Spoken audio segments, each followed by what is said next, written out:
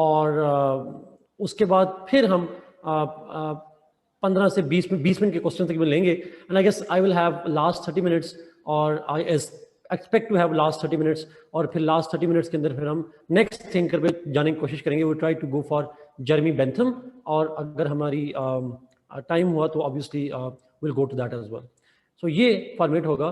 First let's talk about Rousseau, then I will give an collective estimate of all the three thinkers, उन सब की collectively हम बात करेंगे और फिर I will take questions and most probably I will get last 30 minutes उसके अंदर हम जेरेमी बेंथम की थ्योरी को कवर करने की कोशिश करेंगे sort of.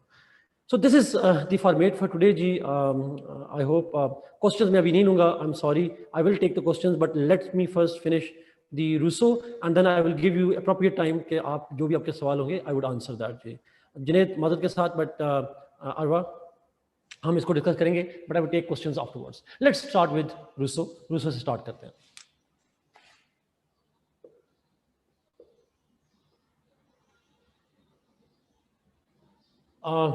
Gene Jacques Rousseau और रूसो पे जब हम बात करेंगे तो ऑब्वियसली बेसिक आइडिया तो आपको मैंने शुरू में दे दिया था that just like John Locke and Hobbes Rousseau also gave the theory of social contract. लेकिन इसको मैं कल अगर फिनिश नहीं हुआ तो इसलिए प्रॉब्लम ज़्यादा नहीं होगी बिकॉज आप आज देखेंगे कि थ्योरी तो सोशल कॉन्ट्रैक्ट की है but the context of the theory, the discussion of the theory is very different from Hobbes and Locke, उससे काफ़ी डिफरेंट आपको नजर आएगी। रूसो की थ्योरी के और भी बहुत सारे एडवांटेजेस हैं बट एक लाइवलीहुड ये भी होती है समटाइम्स कि पेपर में जब कंपैरिजन में सवाल आता है हाब्स और लॉक का कंपैरिजन ज्यादा आता है। कम चांसेस होते हैं कि हाब्स लॉक रूसो तीनों का पूछ ले, या तो आएगा तीनों का कंपैरिजन या दो का, और अगर दो का कंपैरिजन आएगा तो मोस्ट लाइकली हाब्स और लॉक का आता है। रूसो के ऊपर you can also expect an independent question on Rousseau's theory of social contract. इसके ऊपर एक इंडिपेंडेंट क्वेश्चन भी आ सकता है, इसलिए प्लीज ये ध्यान में रखिएगा, लेकिन कंपैरिजन के सेंस में भी आ सकता है। So Rousseau is important as well, Rousseau भी इंपॉर्टेंट है इसकी theory. Now if we start discussion on Rousseau तो बायोग्राफी से स्टार्ट करेंगे इसकी, और रूसो की प्लीज डेट्स वेरीफाई कर लीजिएगा।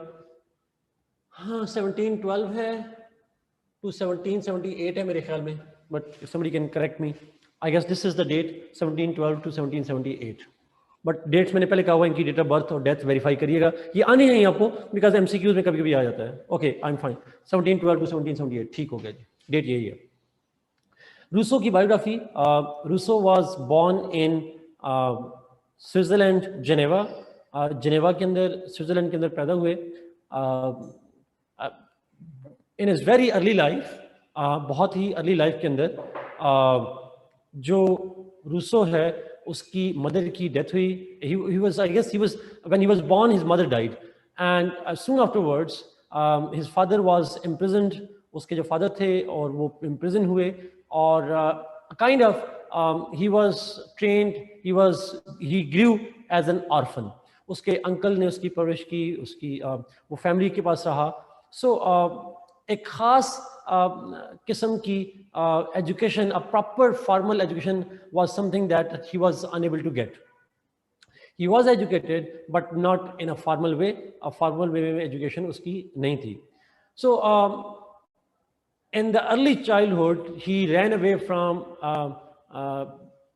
His maternal father, maternal uncle की बात कर रहा हूँ, उसके मामू कह लें, उनसे वो जेनेवा में थे और वहाँ से वो भाग गया। He went out and he travelled with in Switzerland near by areas, Geneva में ही ट्रेवल करते रहे but somehow he was not satisfied with his life in Geneva, Switzerland. Therefore he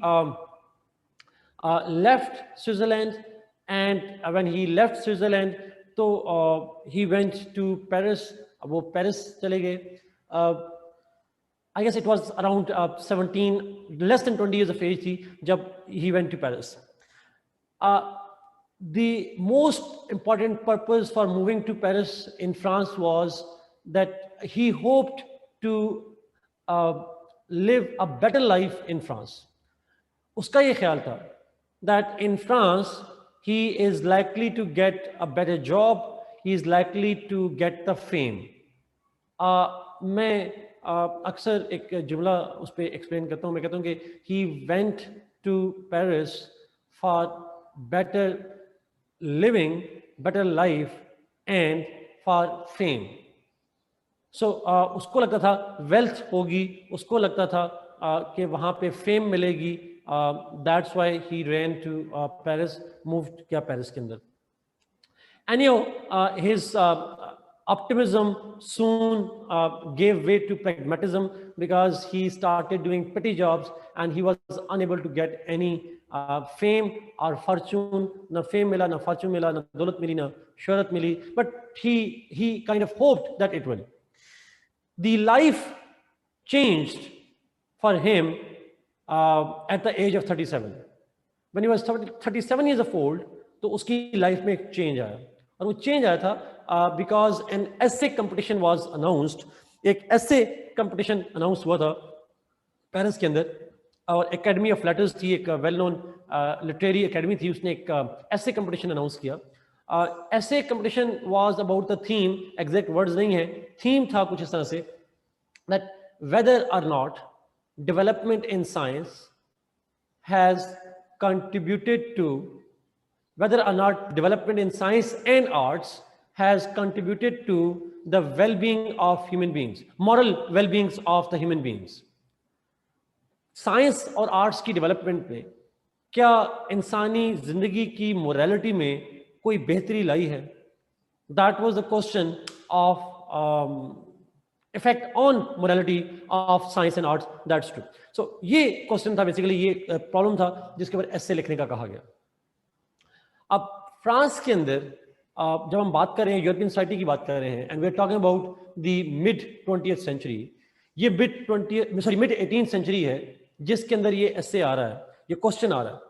तो इस के ऊपर मोस्टली जो, क्योंकि एनलाइटमेंट का लफ्ज मैंने यूज किया था पहले भी, रेनेसां का लफ्ज यूज किया था, society was favouring logic, society was favouring science, society was favoring rationality. So most of the people who took part in that contest wrote in favor of the science and its impacts on morality of the society. Mostly लोगों ने कहा कि जो science है और arts है, इसके अंदर जितनी डेवलपमेंट्स आई हैं, ये जो रैशनैलिटी आई है, इसकी वजह से सोसाइटी के अंदर लोगों की वैल्यूज में बेहतरी आई है.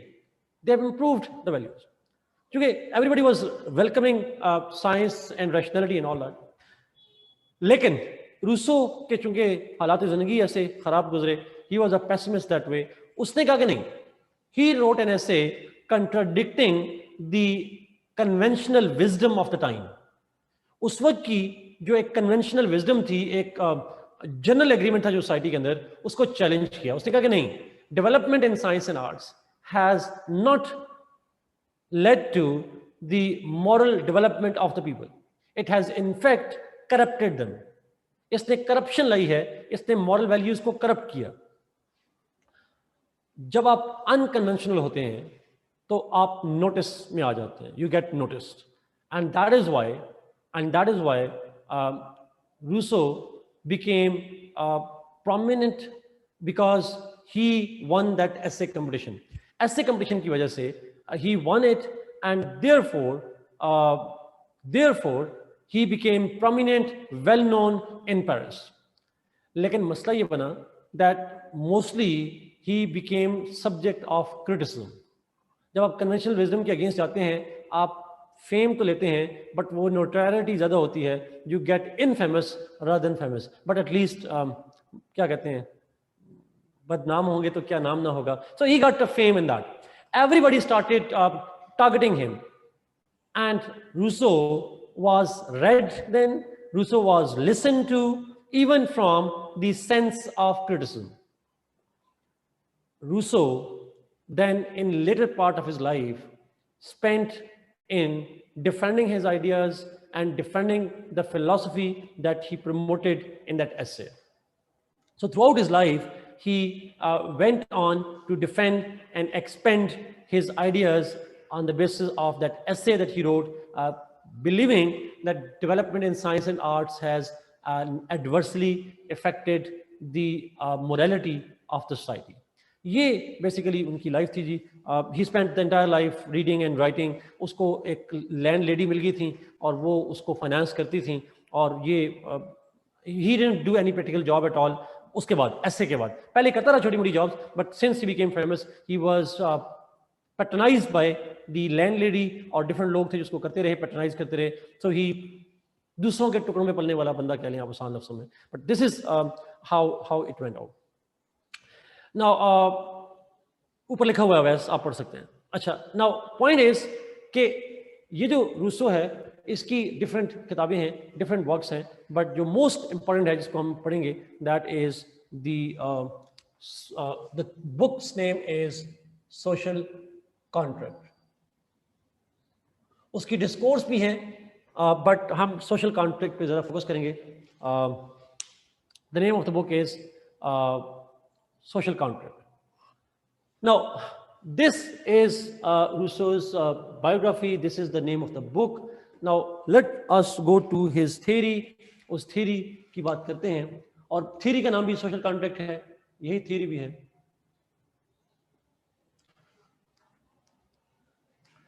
Now, social contract की जो theory है, इसको ऑब्वियसली थ्योरी किस बारे में है, ऑब्वियसली आपको थोड़ा सा आइडिया होगा कि दिस थ्योरी इज, अगर आपसे मैं पूछूं, अगर आप मुझे लिखकर बताएं what this theory is about. Social contract theory is about what? Yes, first I will state how the state came into being. पहली स्टेट कैसे बनी थी, उसके बारे में है.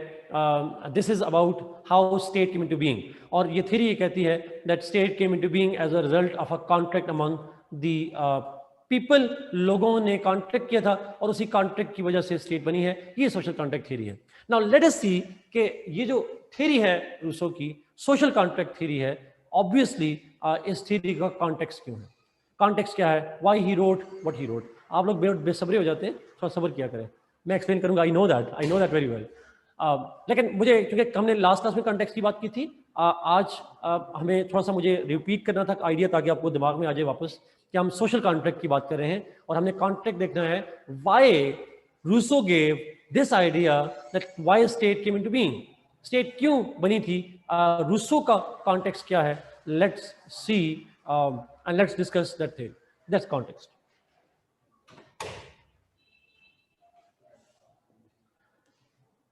Rousseau's social contract theory was actually influenced by, हमने exactly जो आपने लिखा बिल्कुल ठीक लिखा, influenced by the conditions of France during the 18th century.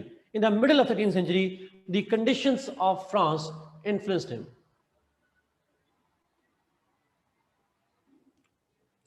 Now let us explain what was happening in France at that time. उस वक्त हो क्या रहा था. Let me explain that. जो लोग यूरोपियन हिस्ट्री पढ़ेंगे वो ज़्यादा डीप पढ़ेंगे, मैंने डीप तो नहीं पढ़ा, मैं एक बेसिक आइडिया आपको जरूर बताऊंगा. जो बुक्स मैंने आपको दी हैं उसमें लिखा हुआ है उनकी लाइफ के टाइम. क्योंकि ही spent most of his life in France, तो इसलिए हम फ्रांस की बात ज़्यादा करते हैं, जेनेवा की बात नहीं करते. Rousseau when he moved to France, मैंने कहा टीन एजेस में चले गए थे वहाँ पे, and he spend entire life in France hoping for better Fortune. लेकिन मैंने आपको कहा कि उसको मिली नहीं, ना शोहरत मिली, ना कोई जॉब वगैरह मिली. इनिशियली मेजर जॉब नहीं थी, पेटी जॉब्स करता रहा वो. Now when he was living in France, Rousseau made certain observations, and those observations became the main motivating factor behind his theory. France के अंदर उस वक्त एक मोनार्की थी, और जो डायनेस्टी रूल कर रही थी, उस डायनेस्टी को हम कहते हैं लुई डायनेस्टी थी. उसके लिए एक और लफ्ज़ होता है बोर्बन्स के, कुछ ऐसा गलत यूज करते हैं, बोर्बन मोनार्की कहते हैं, बट डायनेस्टी जो थी that was the Louis dynasty and Bourbons. Yes, so जी Louis 14 was the monarch of France at the time of Rousseau? आप नंबर ना भी याद रखें, आप सिर्फ कहेंगे there was monarchy in France, simply Louis dynasty, LOUIS, और साथ में that was monarchy. That monarchy in France was a cruel monarchy, a selfish monarch. अच्छा, अब यहाँ पे हमने अरिस्टोटल की दफ़ा मोनार्क लफ्ज़ देखा था और हमने अब मोनार्क का वर्ड यूज़ किया, तो मोनार्क किसे कहते हैं ज़रा प्लीज़ सुन लीजिएगा. जो अरिस्टोटल ने कहा उसका मैंने उस वक्त भी आपको कहा था वो मीनिंग डिफरेंट है मॉडर्न दौर में. मॉडर्न दौर में monarch means the king, the kingship, जहाँ पे the principle of getting power was hereditary. आप विरासत में इक़्तिदार मुंतकिल करेंगे, इस सिस्टम को हम कहते हैं monarchy. When there is king and his son becomes the king and then his son becomes the king and then his son becomes the king, ये जो विरासत में इक़्तिदार मुंतकिल होता है, पावर ट्रांसफर होती है, बादशाह के बाद उसका बेटा, उसका बेटा, उसका बेटा या बेटी जो भी है, वो बेसिकली डिबेट कहलाती है monarchy. So principle of rulership is yes hereditary, that's the point. Now जब मोनार्की थी फ्रांस के अंदर तो उस मोनार्की में that monarchy was cruel monarchy. और वो मोनार्क जो था फ्रांस का, cruel in the sense that the monarchy made a kind of pact and a kind of alliance with the feudal lords, जिसको फ्यूडल लॉर्ड्स मतलब जो जागीरदार होते थे, क्योंकि फ्रांस उस वक्त एग्रीकल्चर सोसाइटी था प्राइमरली. जो जागीरदार थे, जो फाइनेंशियली पावरफुल लोग थे, उनके साथ king had made certain alliances. उनके साथ एक अलायंस था उनका, जिसको आप शायद रीडिंग में पढ़ेंगे तो आपको लफ्ज़ नजर आएगा नोबिलिटी. नोबल्स कहा जाता था, और नोबल्स या नोबिलिटी मीन्स जो जागीरदार थे उस जमाने में. Now the nobility and the monarch made an alliance. How? The monarch would get the banking of the nobility, and though that nobility, जो landlords थे, जो land owners थे, that nobility used to get favors from the king, and king used to get their help in cases of crisis, in cases of issues, जिसको हम एक लफ्ज़ शुरू में यूज करते हैं, we call it the marriage of convenience. जागीरदार लोग जो थे उनकी और बादशाह की आपस में एक अलायंस बना हुआ था. बादशाह उनको सपोर्ट करता था, नोबल्स को, नोबल्स बादशाह को सपोर्ट करते थे. सो दे interestingly majority of the population, who were mostly farmers, they were not considered a priority by state. State exploited the common people, the farmers, and the state exploited the farmers, the common people, and favored the nobility, landlords. Nobility में लफ्ज़ use कर रहा हूं क्योंकि किताबों में लिखा है, आप landlords भी कह सकते हैं. कैसे exploit करते थे? So for example, taxes were not levied on nobility. Nobles के ऊपर, जागीरदारों पे टैक्स नहीं होता था, while the general people had to pay taxes, and the taxes were enjoyed by the nobility as well as by the royalty. बादशाह, उसकी family, उसके friends, उसके जागीरदार, they used to enjoy the money that would come from the poor farmers and all that. तो obvious सी बात है, the poor were to pay taxes and rich were not to pay taxes. So the gap between the rich and the poor increased. The poor suffered, the ordinary people suffered, and the rich enjoyed. King enjoyed. अब उन poor लोगों में, सफर करने वालों में जो Rousseau है वो खुद भी शामिल था. वैसे ही बेचारा जिनेवा से ही ऐसे भूखा नंगा आया था, और in France too initially he led a very pathetic life. He, जैसा मैंने कहा, he was patronized by the landlord. Landlord उस एक लैंडलॉर्ड खातून थी, वो पैट्रोनाइज करी थी इसको, otherwise he had no fortune at all. In simple words, Rousseau was so moved by the poor conditions of ordinary people in France that he wanted to free them from the clutches of the state. He believed that this nobility, landlords, and the monarch, they have created chains on the farmers. They have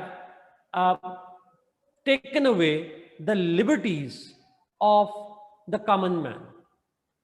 The nobility and the monarch, they have imprisoned the farmers. Not physical imprisonment, but imprisonment to their dependency bana di. State used to dictate them. If anybody would refuse to pay taxes, state would punish them. Monarch unhe punish karega. And landlords who were powerful enough, they would help the kings. And they would not join with the farmers. So आसान तरीन लफ्ज़ों में अगर मैं सारी बात को sum up करूं तो रूसो ने what he observed was that the people are economic slaves exactly as they were considered to be economic slaves. They became the slaves of, not economic, just social slaves, economic slaves and political slaves of the monarch. जब जंग लड़नी होती थी, ordinary people were forcibly taken to that war. Tax उन्होंने देना है, मरना उन्होंने है जंग में. And who would enjoy the riches? The landlords and the royalty. Rousseau, ये जुमला सबसे इंपॉर्टेंट है, इसको मिस ना कीजिएगा. Rousseau gave his social contract theory. Rousseau gave his social contract theory to liberate people from the chains of the state and monarchy. For him, state is an institution. For him, the state is an institution which is used by some to exploit the many. उसका ख्याल था कि state क्या करती है? State exploit करती है. State वो टूल है जिसमें कुछ लोग इस टूल को इस्तेमाल करके, स्टेट की अथॉरिटी को इस्तेमाल करके एक्सप्लॉइट करते हैं आम लोगों को. It's that kind of tool. और उसकी theory of social contract was meant to liberate people from the clutches of the state. This is what is the context of the theory. जी आसान लफ्ज़ों में उसका एक ही मकसद था. अब अल्फाज आप जो मर्जी लिख लीजिएगा. It was simply the idea to liberate people from the clutches of the state. और इसी बुनियाद पे उसने सोशल कॉन्ट्रैक्ट थ्योरी ली. अब देखें, इसलिए मैंने कहा था अब हाब्स लॉ का कॉन्टेक्स्ट एंटायरली डिफरेंट है और रूसो का कॉन्टेक्स्ट एंटायरली डिफरेंट है. इनकी थ्योरीज जो है वो डिफरेंट कॉन्टेक्स्ट में, डिफरेंट टाइम में लिखेंगी, डिफरेंट कॉन्टेक्स्ट में. हाब्स और लॉक ने इंग्लैंड की कंडीशन के हवाले से लिखा, रूसो ने लिखा in the context of France. इसीलिए आपने एक नावल शायद पढ़ा हो चार्ल्स डिकन्स का, a tale of two cities. A Tale of Two Cities पढ़ा है किसने? चार्ल्स डिकन्स का. टीन एजेस में हम लोग पढ़ते हैं उसको. और दैट टू सिटीज कौन से हैं? Paris and London.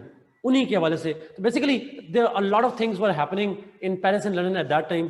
That was the context in which he gave that theory. Let me go to the theory जी. Let me talk about the theory. और फिर हम थ्योरी आसान है, उस थ्योरी पे जाते हैं. Let me start with the theory. Rousseau would begin his theory by starting with human nature.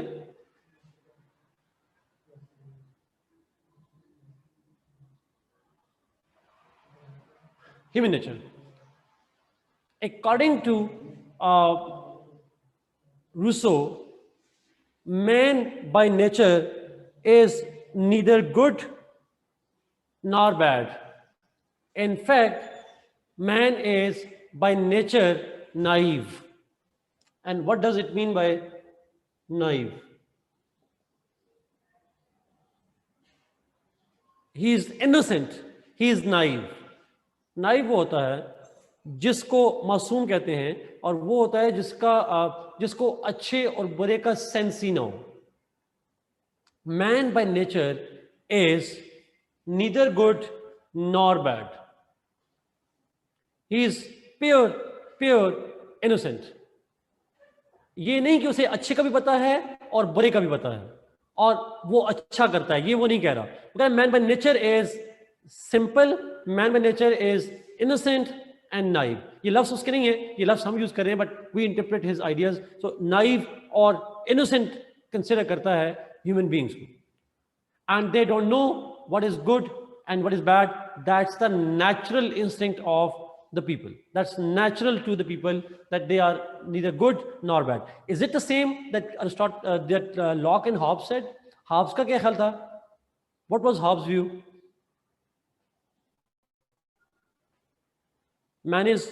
He was a pessimist view. Man was bad, selfish, बुरा है। और Locke फरिश्ता है इंसान। लॉक के नजदीक लॉक तो कहता है इंसान फरिश्ता है, is all good, is all good, is all positive, caring etcetera, सारा कुछ। लेकिन इसने कहा ना अच्छा ना बुरा, he is like a plain slate, he is like neither bad nor good, he is like neutral. अच्छा, if man is neither good nor bad, मैंने ये नहीं कहा कि मिक्सचर, मैंने कहा ना अच्छा है ना बुरा, इसको मिक्स थोड़ी कहते हैं। उसे अच्छे और बुरे की सेंस ही नहीं है, he has no sense of it. अच्छा, उसके लफ्ज में मैं यूज करूं, if I quote his words, Rousseau के लफ्जों में, man is noble savage. Noble savage, savage क्या होता है?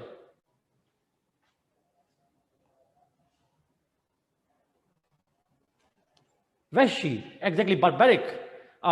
अच्छा, मैन इज नोबल सैवेज, तो kind of he follows his instinct. अच्छा, जरा नोबल सैवेज कैसे होता है, वैसे समझाने के लिए बता रहा हूं, ये लिखने की जरूरत नहीं है। अच्छा, नाउ जब मैं ये कहता हूं कि नोबल सैवेज, तो आप बताइएगा, एक शेर होता है, इट इज अ सैवेज। एक लाइन को ले लें, किसी सैवेज को ले लें, वो खाता है दूसरे जानवरों को, वो हिरन को खाता है, वो छोटे जानवरों को खा लेता है। वो इसलिए खाता है बिकॉज उसे उनको मारने में मजा आता है, और he does it to satisfy his instincts. Hunger है ना, he needs food, it's not aimed at harming somebody, and does he care for somebody? तरस खाता है वो? नहीं खाता। So he is neither good nor bad. He only follows instinct. Man is like that. Man by nature is neither good nor bad. ना वो noble है, कभी वो noble हो जाता है, कभी savage हो जाता है, but noble और savage नहीं होता, in the sense he actually follows what his instincts tell him to be. He is instinctive in nature. वो अपनी नेचर को फॉलो करता है, और उसकी नेचर में, उसकी जब एक्ट करता है बाय नेचर, तो उसे अच्छे और बुरे का सेंस नहीं होता। He just follows the instinct. If he is saying that man is neither good nor bad, ना अच्छा है ना बुरा है, नाइव और इनोसेंट है, so my question is, what would be the conditions in state of nature?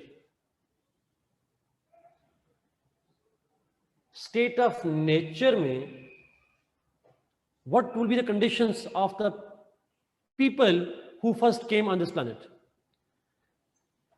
तो अब यहां पे रूसो कहता है, रूसो के वर्ड्स हैं, that man lived an isolatory, independent life. Man lived an isolatory, independent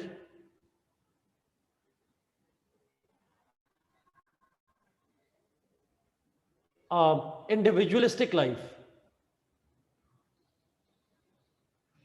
As per human nature, जो उसने बताई जरूरत की ह्यूमन नेचर की, उसके हिसाब से will people be caring about others? No. Will they be meant to harm others intentionally? No. ना अच्छाई करनी ना बुराई, they only had a limited interaction. और वो लिमिटेड इंटरेक्शन किस पर्पज के लिए था? For what purpose?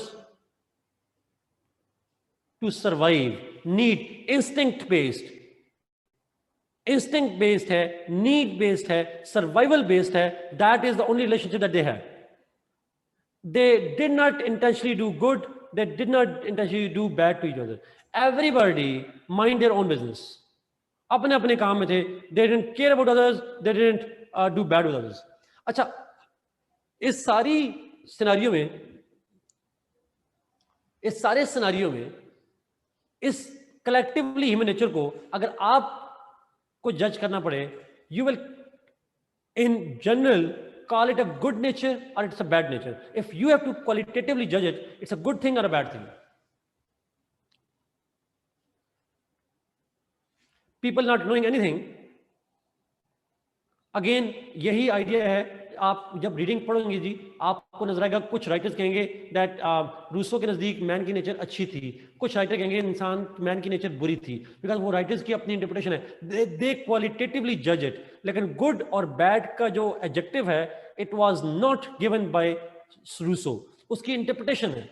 तो मैं इसलिए आपको कह रहा हूँ, आपने कल किसी जगह किताब में पढ़ना है और वहां पे लिखा होगा मैन नेचर इज गुड, और आप मुझे कहेंगे सर ने कहा था कि नहीं गुड और बैड नहीं है, तो प्लीज ये मैं अपनी जगह पे कायम हूँ, वो भी ठीक कह रहा है, मैं भी ठीक कह रहा हूँ. Because Rousseau never use the word good and bad. उसने सिर्फ ये कहा man neither knows, the man lived an isolated life, he was naive, he was innocent. तो उसको इंटरप्रेट ये करते हैं, जो बंदा नाइव हो, सेल्फ सेंट्रिक हो, उसको आप कह सकते हैं कि जी वो अच्छा इंसान है. तो आपकी मर्जी है, आप उसको बुराई कहें, आप उसको अच्छाई कहें, it's up to you to call it. Will man be called a social being? Will man be called social being? No, because man was not interacting with others, he was not interacting with anybody. Therefore, हम ये कहते हैं that Rousseau's state of nature was a state of nature which is pre-social. That was pre-social. Was it pre-political or not? Yes, it was. Political organization में थी, nobody interfered in nobody's affairs. Pre-political. आखिरी सवाल, were people according to this explanation, were they free or they were chained by others? They were free, absolute free. Nobody bothered in nobody's affairs. Nobody could chain nobody. कोई किसी को influence नहीं कर सकता. Everybody lived individualistic life. This was what was happening in the state of nature. State of nature में इस तरह की फ्री इंडिपेंडेंट लाइफ गुजार रहे थे लोग. फिर क्या हुआ? What happened? अब क्या स्टोरी सुनाई उसने? हाब्स की स्टोरी हमने देखा, कुछ समझदार लोग आए. रूसो की लॉ की दफा भी कुछ समझदार लोग आए. रूसो की दफा क्या हुआ? वाई देन पीपल, अगर उनको पता ही कोई नहीं था तो कॉन्ट्रैक्ट क्यों किया? रूसो कहता है then some turmoil came in the state of nature. State of nature में एक टर्माइल हुआ. वो लफ्ज उसने नहीं किया, ये मैं लफ्ज इस्तेमाल करूं, बट उसने कहा, उसके वर्ड्स अगर मैं कोट करूं, exact words of Rousseau, and I quote his words. He says a serpent, उसने ये वर्ड्स है, अ सरपेंट, ये वर्ड है उसका, serpent entered the state of nature. Serpent किसे कहते हैं?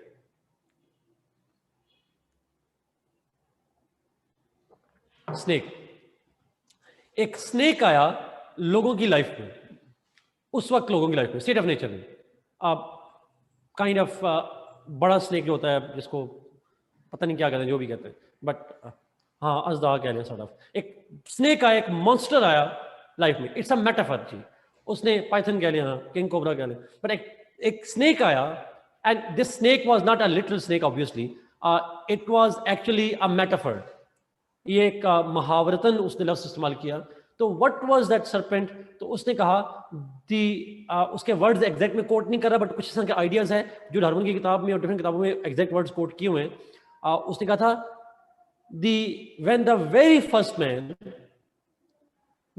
very first man pointed towards a piece of land, पहले इंसान ने जब एक जमीन की तरफ इशारा किया, the very first man pointed towards a piece of land and said this is mine and that is thine, ये मेरा है और वो तुम्हारा है. That was the man who laid the foundation of society and civilization. ये लफ्ज नहीं है उसके, मैं आइडिया बता रहा हूं. उसने कहा when the very first man pointed towards a piece of land and said this is mine and that land is thine, वो तुम्हारी है, was the first man who created society, who created civilization. आसान words में, in other words, in his opinion, the introduction of the concept of property created society, created civilization. Pehla, that land, this land is mine and that is thine, THINE, wo tumhari hai, yours. Now, when the very first man started claiming a land, a property, that was the establishment of civilization and that was the establishment of society. Shafi बहुत important point है, अभी आऊंगा इसके ऊपर. अच्छा, कैसे जी civilisation कैसे बनी, अब इसका लिंक कैसे है? रूसो कहता है कि जब प्रॉपर्टी का कॉन्सेप्ट आया तो लोगों में डिस्प्यूट बनना शुरू हुए, कॉन्फ्लिक्ट बनना शुरू हुए. लोगों ने अपनी इनोसेंस खो दी. They lost the innocence. Why not innocence? How they lost it? इसलिए बिकॉज जब आप कहें कि ये मेरी प्रॉपर्टी है और ये आपकी प्रॉपर्टी है, और उसने प्रॉपर्टी को स्नेक कहा था, ये प्रॉपर्टी मेरी है, वो प्रॉपर्टी तुम्हारी है, तो people lost the innocence and got the sense of good and bad. लोगों, मेरी प्रॉपर्टी है ना, मेरी जमीन है, तो मैं चाहूंगा कि उससे मुझे कोई और कब्जा ना करे, ये मेरी है, दैट्स माइन, पोजेशन आ गई. और वो तुम्हारी है, मैं तुम्हारी प्रॉपर्टी पे जाके कब्जा करूंगा, कुछ काम करूंगा, it will be a bad thing. और अगर तुम मेरी प्रॉपर्टी में मेरी हेल्प करोगे, that's a good thing. So people got the sense of good and bad. They became selfish and that was the beginning of conflicts. तो लोगों ने रूल्स बना दिए, ये अच्छाई है, ये बुराई है, और इसी को हम कहते हैं नॉर्म्स, और बना दी वैल्यूज, बना दी सोसाइटी, बना दी. Beginning of the period of civilization, जब लोगों ने कहा ये अच्छाई है, ये करनी है, ये बुराई है, ये नहीं करनी, that sense got developed. Innocence चली गई. दे lost the innocence. Now they got the idea, वो rational बन गए, वो they got that idea that now they became wise and they started protecting their own property and not harming others' property. तो जो pre social थी, उस serpent के आने के बाद did it remain pre social? No, they established a society. Society बन गई, नॉर्म्स डेवलप हो गई, वैल्यूज. तो सारा बेड़ा गर्क किसने किया उनकी लाइफ में आके? स्नेक ने किया. और ऑब्वियसली मींस प्रॉपर्टी, स्टेट, उसने आगे किया. अब यहां भी शाफी आपका कमेंट था, वहां पे भी हमारा नेक्स्ट क्लास मोस्ट लाइकली हम जाके जब बात करेंगे तो हम मार्क्स पे बात करेंगे. तो मार्क्स की थ्योरी भी हम बाद में देखें. Marx theory was influenced by his theory. Now let me move जी. मार्क्स पे यहां बात नहीं करूंगा. सो जब लोगों में कॉन्फ्लिक्ट बनना शुरू हुए तो लोगों की फ्रीडम खत्म होगी. बिकॉज जब आपके मामला में कोई इंटरफेयर करेगा, दिस इज गुड, आप कर सकते हो, दिस इज बैड, तो आपकी फ्रीडम तो गई. You lost your freedom. And when you lost the freedom, people start dictating you. People start using power against you. लोग आपको आपके ऊपर इन्फ्लुएंस इस्तेमाल करना शुरू हुए, लोग आपको डिक्टेट करना शुरू हुए, लोग आपके साथ बुराई करना शुरू हुए. And this became problem. Conflict बने, डिस्प्यूट बने, पीपल लॉस्ट देयर फ्रीडम. अब peace was gone. Freedom was gone. Rousseau ने कहा लोग पछताने लगे। People started repenting and they wanted to go back to the times, they wanted to go back to the times when there was freedom and there was peace. लोगों ने इस ख्वाहिश का इजहार किया कि वही वक्त वापस आ जाए जब पीस था, जब सुख और चैन था, नोबडी पोक्ड इन नोबडीज अफेयर्स, हम इनोसेंट थे, दो अपनी इनोसेंस वापस चाह रहे थे, फ्रीडम वापस चाह रहे थे, पीस वापस चाह रहे थे। लेकिन रूसो ने कहा अब ये पॉसिबल नहीं था। Now it was not possible for them. अब अगर ये मुमकिन नहीं था तो क्या करें? अब वापस इनोसेंट बन नहीं सकते, वी लॉस्ट इट। अब क्या करें? तो लोगों, उनमें से रूसो कहता है कुछ समझदार लोग थे, some sane people came and they advise them, they convince them, let's enter into a contract. आपस में मिल बैठते हैं, कुछ हल निकालते हैं, let's sit together, let's be together and find a solution to it, let's enter into a contract. फिर लोग एक मैदान में इकट्ठे हुए, उन्होंने कॉन्ट्रैक्ट किया। अब वो कॉन्ट्रैक्ट क्या था? वर्ड्स तो अगेन वो नहीं होंगे, आप वर्ड्स पढ़ लीजिएगा, बट वर्ड्स कुछ इस तरह से थे that people sat together and said we surrender. Verbal है, ऑब्वियसली वर्बल कॉन्ट्रैक्ट है, thank you Amna, verbal contract है। They said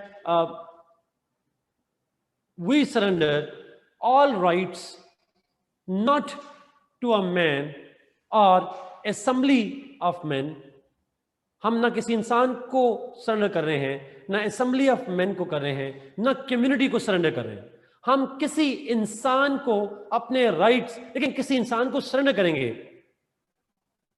what will happen to your liberty? मकसद तो ये था ना कि हम लिबर्टी वापस लेना चाह रहे हैं। अगर आप लिबर्टी लेना चाह रहे हैं, अगर आप लिबर्टी लेना चाह रहे हैं तो ऑब्वियसली बात है you will not allow somebody, some person to which you will surrender. तो यहां पे रूसो ने कहा, रूसो के वर्ड्स हैं, रूसो ने कहा कॉन्ट्रैक्ट हुआ, कॉन्ट्रैक्ट में कहा we do not surrender, we surrender all rights not to a man, not to a group of persons, not to the community, but to the general will of the community। हम right surrender कर रहे हैं, और हम rights किसको surrender कर रहे हैं? we are surrendering it to the general will of the community। हम इसको सरेंडर कर रहे हैं, कम्युनिटी को नहीं कर रहे, पर्संस को नहीं कर रहे, पर्संस की जनरल विल को कर रहे हैं। मैं इस पॉइंट को रिपीट करता हूं, ये बड़ा इंपॉर्टेंट पॉइंट है, क्योंकि यही डिफरेंस है मेनली हाब्स लॉक और रूसो के अंदर। उन दोनों में, हाब्स में सरेंडर किया था एक बादशाह को, रूसो में सरेंडर किया, लॉक में सरेंडर किया था कम्युनिटी को। कम्युनिटी में बंदे ही होते हैं। यहां पे प्लीज आप लिखने से पहले सुन ले, मैं उसको रिपीट करूं। अच्छा चलें, आपसे पूछता हूं, आपको पता है ना हाब्स में सरेंडर किसको किया था? वे कम्युनिटी ने, लोगों ने किसको सरेंडर किया था? किंग को सरेंडर किया था ऑब्वियसली। और लॉक में किसको सरेंडर किया था? कम्युनिटी को। कम्युनिटी में कौन है? बंदे ही है ना, बंदों को सरेंडर किया, कलेक्टिवली कर दिया। यहां पे कहा ना एक बंदे को करना है, ना ग्रुप को करना है, ना कम्युनिटी, किसी बंदे को नहीं करना। No surrender at all. We surrender all our rights, we surrender all our rights not to the person, not to the group of persons or the community, but to the general will of the community। हम community की, यानी लोगों की general will को surrender करते हैं। अब general will क्या है? इज इट, चले जो भी है जनरल विल, वैसे आपसे पूछा हूं, is it a person? Can we call general will a person? It is not. Person को सरेंडर नहीं किया, जनरल विल को किया। अब आप है क्या? It's abstract notion, yes. What is that then? ये है क्या general will? Let me briefly explain. मैं एक जुमला बोलता हूं, आपने तर्जुमा करके मुझे बताना है what does it mean. General will लिखें अपने पास, general will, thank you Ramana, exactly आप लिखें जी अपने पास जुमला, मैं बोल रहा हूं। General will is the will which general will is the will which wills the will of people. General will is the will which wills the will of people. इस जुमले पे आपने मुहर्रम की 2 छुट्टियों में सोचना है और मुझे बताना है कि व्हाट डज इट मीन. ठीक है. अच्छा, वेरी ब्रीफली एंड शॉर्टली मैं इसको ज़रा थोड़ा सा इस्तेमाल करूँ. रूसो जनरल विल को समझने के लिए शॉर्ट सा एक जुमला समझा रहा हूँ. आप लोगों ने जो मीनिंग बताया है मैं अपना मीनिंग बताता हूँ. जनरल विल जो है वो बेसिकली कहते हैं, रूसो ने कहा general will consist of, it is the synthesis of two wills. You know what सुनिएगा please. General will consists of it is a synthesis of two wills. Actual will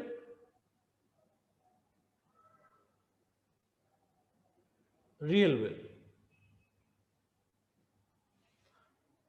और सुनिएगा. Actual will and real will. General will एक synthesis है. Synthesis का मतलब समझ में आता है ना? It is the product of the interaction. Synthesis मतलब होता है दो चीजों के मिलने से जब कुछ चीज बनती है उसको हम synthesis कहते हैं. So general will is created by the interaction between real and actual wills. What is actual will? What is real will? Simple लफ्ज़ों में बता रहा हूँ, आप इसको पढ़ सकते हैं जाके डिटेल से. Actual will is the desire of an individual to act selfishly. It is the will that pushes a person to promote selfish interest.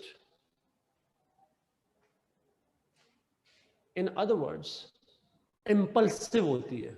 Impulsive. आपको अचानक से लगता है यार इसमें मेरा फायदा है, मैं अपने फायदा पूरा कर लूँ इसके अंदर. It becomes selfish. So actual will actually pushes you, वो आपको एक प्रमोट करती है that you need to be selfish in nature. Simple. Impulsive है, temporary है, transitory है, uncertain है. मतलब अचानक से आपको ख्याल आता है कि मैं selfishly act करूँ. सवाल यह है कि real will क्या है? Real will is the will which is permanent, which is long lasting, and it actually balances the selfish and general interest of the people. साइमस को आखिर में देखेंगे एक पॉइंट को. ये क्या करती है? real will actually balances your impulsive wills, यानी real will को actual will को जो selfish है उसको और साथ general interest को. आप selfish है लेकिन साथ community के interest को भी देखें. It has to balance both of them. So in simple words, it promotes you to be selfish, it promotes you to be considering other factors as well. दूसरों के interest का ख्याल रखो. और इन दोनों के दरमियान में अकॉर्डिंग टू रूसो इंटरैक्शन होता है, एक सिंथेसिस डेवलप होता है और ultimately this synthesis results in what he calls the general will. In one sentence, general will is the synthesis of the actual and the real wills. The actual will promotes selfish interest, the real will promotes the interest of the individual as well as to the community. ये general interest को भी promote करती है और selfish का भी ख्याल रखती है. It tries to balance both. Simple. अब दोनों का सिंथेसिस होता है तो जनरल विल बनती है. सो general will in simplest of the words is the will which desires the good of everybody. General will is the will which desires the good of everybody. ये सर्वा, मैं इस पे मजीद डिटेल भी नहीं जा रहा, अगर आप पढ़ना चाहें आप पढ़ सकते हैं इसको। आप ठीक कह रही हैं, एक इंसान में हर वक्त दोनों होती हैं, बट दोनों का वो कहता है हर वक्त क्लैश होता रहता है, क्लैश कंटिन्यूज, बट अल्टीमेटली उसने कहा कि जो अल्टीमेट क्लैश है, जो अल्टीमेट इंडिविजुअल के दरमियान में जब क्लैश होता है तो रियल विल्स बिकम डोमिनेंट, और फिर सोसाइटी के अंदर रियल विल्स का क्लैश होता है और उसके नतीजे में जनरल विल बनती है। वो पूरी एक एलेबोरेशन करता है, मैं उस पूरी एलेबोरेशन पे जा नहीं रहा, जनरल विल पे फोकस नहीं कर रहा, मैं सोशल कॉन्ट्रैक्ट पे आ रहा हूँ। सो इन दोनों के दरमियान में इंटरेक्शन होता है, सिंथेसिस होता है और जनरल विल बनती है। और जनरल विल क्या करती है? General will of the community is the will which desires the common interest of everybody. It is the idea to promote the interest of everybody. सबके मफादात का, सबके इंटरेस्ट का ख्याल रखने वाली विल को जनरल विल कहते हैं। आई गेस मैंने इसको सिंप्लीफाई किया है, बट इतनी सिंपल है नहीं, आप इसको पढ़िएगा, थोड़ा कॉम्प्लिकेटेड है। I try to simplify it. तो लोगों ने सरेंडर किसको किया? जनरल विल को। अब यहां पे थोड़ी मजीद आपको कंफ्यूज करता हूं, let me confuse you a bit more, क्योंकि रूसो खुद कंफ्यूज था। क्लैरिटी अभी खत्म करता हूं लोगों की सारी, अभी देखिएगा। रूसो कहता है, ही सेज दैट जो जनरल विल है वो सबके इंटरेस्ट को प्रमोट करती है। तो अगला सवाल मेरा आपसे ये है, कि सब कम्युनिटी का इंटरेस्ट था क्या उस वक्त जब स्टेट ऑफ नेचर में लोग कॉन्ट्रैक्ट कर रहे थे? What was their prime motive for that contract? They wanted peace, and more than peace they wanted freedom. They wanted to be free because they became chained to values and norms and everybody. तो फिर मेरा सवाल ये है, अगर लोगों का मसला था फ्रीडम गेन करना ताकि फ्रीडम के थ्रू पीस अचीव कर सकें, तो मेरा सवाल ये है आपसे, तो जनरल विल किसके लिए काम करेगी? What it will do? General will promote the freedom, no not the majority, not the majority, अभी मेजॉरिटी पे नहीं आ रहा। It will promote freedom. इसका पर्पस क्या है? Freedom of the people. क्योंकि लोगों का मसला था फ्रीडम का, freedom was curbed, so general will acts to promote freedoms of the people, liberty of the people. अच्छा, अगला सवाल आपसे, लिबर्टी ऑफ द ग्रुप और लिबर्टी ऑफ ईच इंडिविजुअल? आपसे पूछूं, ईच इंडिविजुअल। देखिए, स्टेट ऑफ नेचर के शुरू में इंडिविजुअल फ्री थे ना, एवरी इंडिविजुअल वाज फ्री। तो अब भी general will promote individual freedoms, not the group freedoms. It's simple है। यस, ऐसी फ्रीडम जिसमें आप फ्री हो, लेकिन साथ ही, शाफी प्लीज को पब्लिक करते, बड़ा अच्छे वर्ड्स हैं आपके, ऐसी फ्रीडम जिससे आप भी फ्री हो और आप कम्युनिटी के इंटरेस्ट को भी प्रमोट, हर एक की, आप खुद भी फ्री हो और दूसरों को भी फ्री ही रखें। This is what, I thought आप कंफ्यूज हो जाएंगे, आप नहीं हुए, फिर आपकी मर्जी है, but this is what the general will desires जी। सो मैंने कहा general will works for the interest of everybody. तो लोगों का इंटरेस्ट क्या था? That interest was actually providing them, giving them freedoms. Let's now see the implications. अब हम जरा implication पे जाते हैं जी। Thank you Shafey, thank you. Let's see the implications of this contract shortly. क्या implications हैं? One by one चलते हैं। One, the social contract among the people. ये social contract था, लोगों का contract था। This contract created state. अच्छा, स्टेट कैसे बनी? स्टेट बनी? बिकॉज कल मैंने आपको बताया था, स्टेट का मतलब होता है वो पॉलिटिकल कम्युनिटी जिसमें पावर डिस्ट्रीब्यूशन होती है, हायरार्किकल पावर डिस्ट्रीब्यूशन होती है। ऐसे ही कहा था, did I define state yesterday?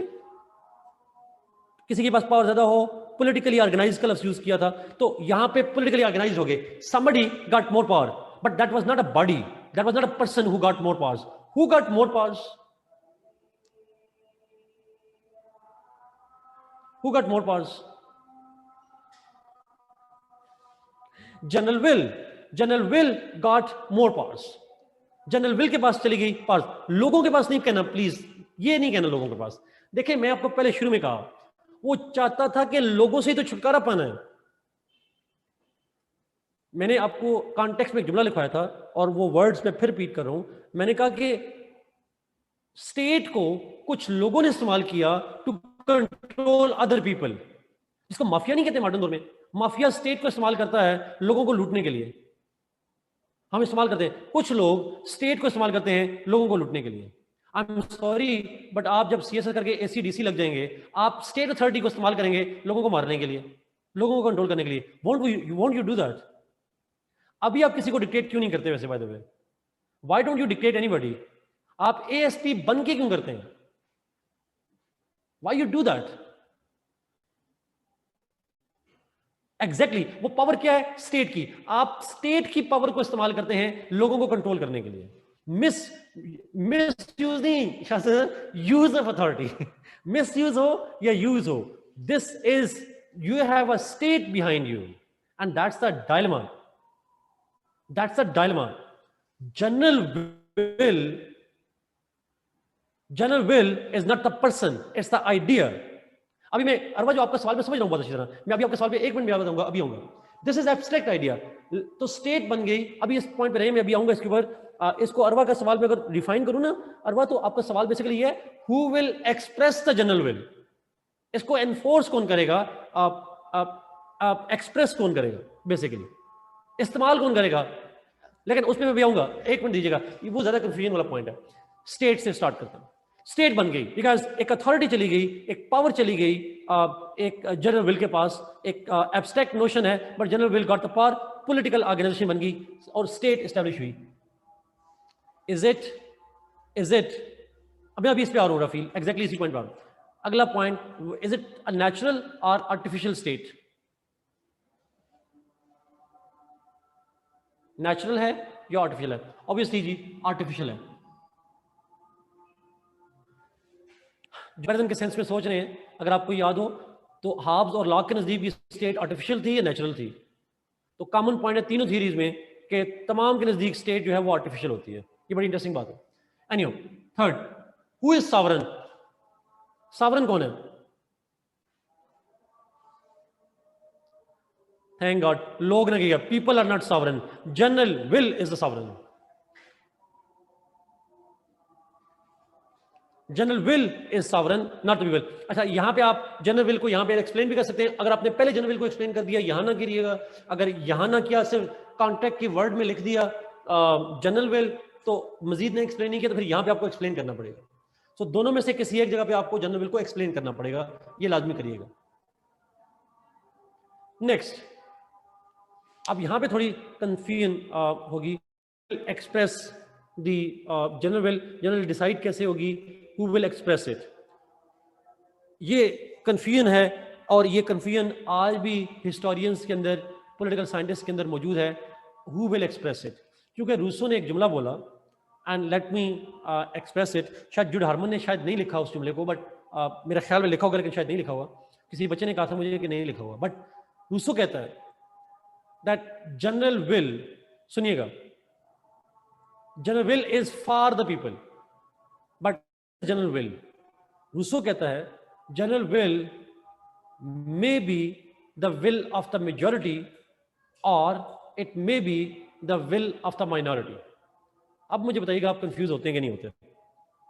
I repeat this point.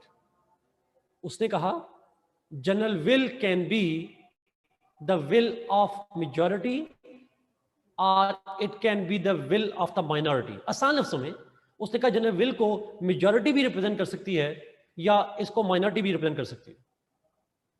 ये मेजॉरिटी की विल भी हो सकती है और माइनॉरिटी की भी। हो गए कंफ्यूज?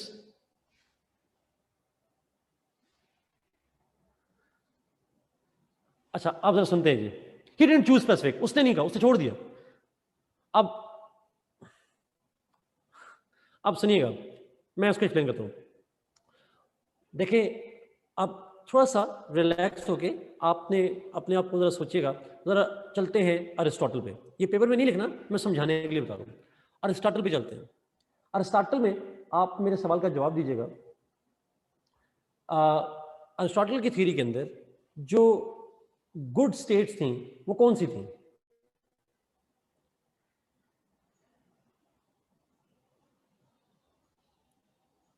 अच्छी स्टेट, मोनार्की तो एक थी ना, पॉलिटी भी अच्छी थी, मोनार्की तो बेस्ट है, पॉलिटी भी है, और ऊपर जो थी अरिस्टोक्रेसी वो भी अच्छी थी। तीनों अच्छी थी ना, monarchy, aristocracy and polity, they all are good ones. उनमें से बेस्ट मोनार्की है, बट अच्छी तीनों है। बैड स्टेट्स कौन सी हैं, बुरी स्टेट्स कौन सी थी? टायरेनी है, डेमोक्रेसी है, और एक और भी थी, ऑलिगार्की भी थी। तो वो सेल्फिश इंटरेस्ट वाली सारी जो है वो बैड है, और जल इंटरेस्ट वाली गुड। अच्छा, अगला सवाल मुझे बताइएगा प्लीज, मेरा सवाल का जवाब दीजिएगा। अब मेरे सवाल का जवाब, क्या स्टेट वो अच्छी होती है, पूरा सवाल सुनिएगा, क्या स्टेट वो अच्छी होती है जिसमें नंबर ऑफ रूलर्स डिसाइड किए जाए, या स्टेट वो अच्छी होती है जो कि जनरल पब्लिक के इंटरेस्ट की बिना पे अच्छी होती है, या नंबर ऑफ रूलर्स की बिना पे अच्छी होती है? State is good on the basis of interest and not. अच्छा, अब जो अच्छी स्टेट्स हैं, उसने कहा अच्छी स्टेट में एक बंदा रूलर भी हो सकता है, दो चार भी हो सकते हैं, और मैनी भी हो सकते हैं। As long as it works for everybody's interest, it's good as well, ये अच्छी है। इस इन सिंपलेस्ट ऑफ वर्ड्स, जरूरी है कि सबके इंटरेस्ट को प्रमोट करने के लिए एक बंदा ही सोचे? Is it necessary? और उसने जो डेमोक्रेसी का कॉन्सेप्ट बताया, तो उसने ये भी बताया कि हो सकता है एक सोसाइटी के अंदर मेजॉरिटी लोग सेल्फिशली सोच रहे हो। ये कहा ना उसने, उसकी डेमोक्रेसी का कॉन्सेप्ट क्या है कि majority are selfish, majority of people ruled but selfish interest के लिए। अब रूसो की जनरल विल, क्या ये सेल्फिश इंटरेस्ट को प्रमोट कर रही है या जनरल इंटरेस्ट को? जनरल इंटरेस्ट को प्रमोट करी है। अगर जनरल इंटरेस्ट को प्रमोट करी है, सबके इंटरेस्ट को प्रमोट करी है, तो जरूरी है कि उसको रिप्रेजेंट माइनॉरिटी ही करे या मेजॉरिटी ही करे? No, it means general will can be the will of the majority, और it can be the will of the minority. हो सकता है एक माशरे के अंदर मेजॉरिटी लोग जनरल विल पे फॉलो कर रहे हों, और ये भी हो सकता है मेजॉरिटी तो सेल्फिश हो और कुछ लोग हों जो जनरल विल को प्रमोट करने वाले हों। This is what he means. तो फॉर्म ऑफ गवर्नमेंट कौन सी हो जाएगी? Who will govern? It can be any. Safina, लोग तो होंगे, लेकिन लोग कौन? मेजॉरिटी, वन मैन रूल होगा, माइनॉरिटी का रूल होगा, मेजॉरिटी का रूल होगा? It can be any one, as long as the rulers are promoting the general will interest, as long as people work under the general will, this is the legitimate government. Yes, Shafi, exactly. The people, the people who will rule will act under the general will. जो भी common interest को promote करेगा, और वो interest था freedom का, ऐसी government चाहिए, that government that promotes the freedom. There must be a government, there must be an expression of the general will. एक गवर्नमेंट जरूर होगी, वो गवर्न करेगी, लेकिन गवर्न का जो पर्पस होगा वो होगा लोगों की freedom. It will promote freedom, चाहे वो माइनॉरिटी हो चाहे। अब देखिए, अब कंपेयर करें, लॉक की दफा बड़ा क्लियरली है कि डेमोक्रेसी होगी, रिप्रेजेंटेटिव डेमोक्रेसी, कम्युनिटी अपने रिप्रेजेंटेटिव को चूज करेगी। और हाफ की दफा बड़ा क्लियरली है वन मैन रूल। यहां पे इट कैन बी एनीथिंग। इसीलिए कार्ल मार्क्स भी इस थ्योरी को यूज करता है, डिक्टेटर्स भी इसकी थ्योरी को यूज करते हैं, और डेमोक्रेसी वाले भी यूज करते हैं। हर कोई इसकी तशरीह कर लेता है। This is how it work. अच्छा, हमारे पाकिस्तान में कॉमन लोग कहते हैं जी हमें क्या फर्क पड़ता है, फौजी की हुकूमत हो या सिविलियन की हुकूमत हो, हमें तो अपने इंटरेस्ट से मसला है। चाहे गवर्नमेंट कोई भी हो, लेकिन हमारे इंटरेस्ट को प्रमोट करे, इस तरह की गवर्नमेंट हमें चाहिए।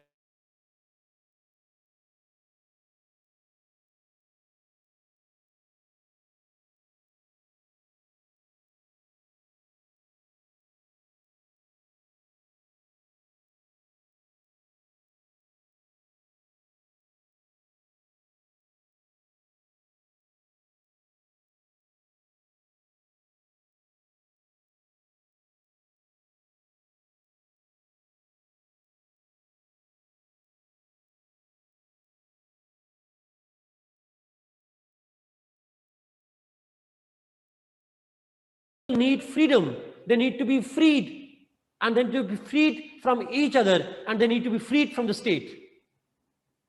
इसलिए